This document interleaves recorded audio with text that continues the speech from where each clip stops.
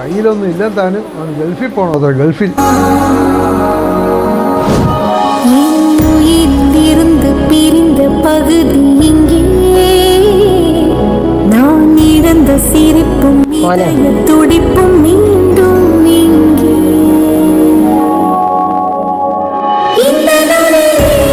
മോന് കൊണ്ടുപോയി പണയം വെക്കുമോ വിൽക്കുമോ എന്താണെന്ന് വെച്ചാൽ ചെയ്യേ. മോൻ്റെ ആഗ്രഹം നടക്കട്ടെ.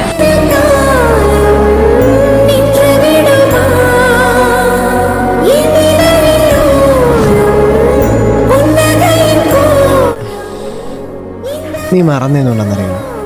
നിൻ്റെ അടുത്തുനിന്ന് ഒന്നും പ്രതീക്ഷിക്കാതെ നിന്നെ സ്നേഹിക്കുന്ന ഒരേ ഒരാളെ ഉള്ളൂ.